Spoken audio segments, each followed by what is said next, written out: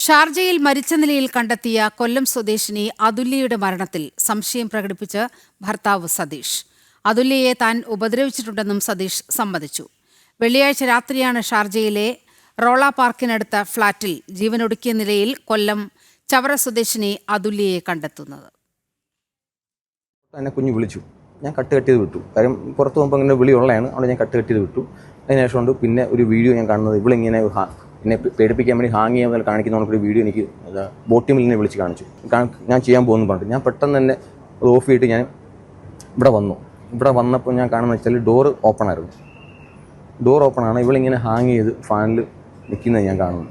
ഷാർജയിൽ കഴിഞ്ഞ ദിവസം കൊല്ലം സ്വദേശിനി അതുല്യ മരിച്ച നിലയിൽ കണ്ടെത്തിയ സംഭവത്തിൽ മാധ്യമങ്ങളോട് പ്രതികരിച്ച ഭർത്താവ് സതീഷ് പുറത്തുപോയി തിരിച്ചെത്തുമ്പോൾ അതുല്യ ഫാനിൽ തൂങ്ങി വെച്ച നിലയിലാണ് കണ്ടത്.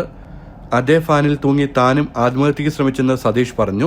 എന്നാൽ അതുല്യയുടെ മരണകാരണം വ്യക്തമാകുന്നതുവരെ ജീവൻ ഒടുക്കില്ലെന്ന് പിന്നീട് തീരുമാനിക്കുകയായിരുന്നുവെന്ന് സതീഷ് കൂട്ടിച്ചേർത്തു. കുഞ്ഞിനെ ഉറപ്പായിട്ടും ആ ശ്വാസം മുട്ടും കാലി പൊക്കാൻ വെക്ക്.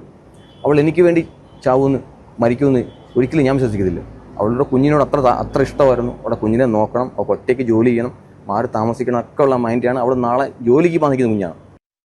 അതുല്യെ ഉപദ്രവിച്ചിട്ടുണ്ടെന്നും സതീഷ് സമ്മതിച്ചു. മർദ്ദിക്കാന്ന് പറഞ്ഞാൽ തെറ്റ് തന്നെയാണ് ചേട്ടാ, എനിക്കും അറിയാം. അവൾ എൻ്റേതാണ്, എൻ്റെ മാത്രമാണ്. അതിൻ്റെ പേരിലാണ് സംഭവിച്ചത്, വേറൊന്നുമില്ല. അല്ലാതെ ദിവസേന എടുത്തിട്ട് ചവിട്ടിക്കൂട്ടി മാറ്റാണെങ്കിൽ അവൾക്ക് എന്താ ഇവിടെ പോലീസില്ലേ, ഇവിടെ കാര്യങ്ങളില്ലേ, അവൾക്ക് ചെയ്ത കാര്യങ്ങളില്ലേ. ഞങ്ങളുടെയായിട്ടുള്ള പേഴ്സണൽ കാര്യങ്ങളത് അതെല്ലാ വീട്ടിലും ഉണ്ടാകുന്ന കാര്യങ്ങളാണ്. ഷാർജയിലെ ഫ്ളാറ്റിനുള്ളിൽ മരിച്ച നിലയിലാണ് വെള്ളിയാഴ്ച അതുല്യെ കണ്ടെത്തിയത്. ഭർത്താവ് ശാസ്താംകോട്ട സ്വദേശി സതീഷിന്റെ ക്രൂരപീഡനത്തെ തുടർന്നാണ് യുവതി മരിച്ചതെന്നാണ് അതുല്യയുടെ കുടുംബത്തിന്റെ ആരോപണം. ജനം, ദുബായ്.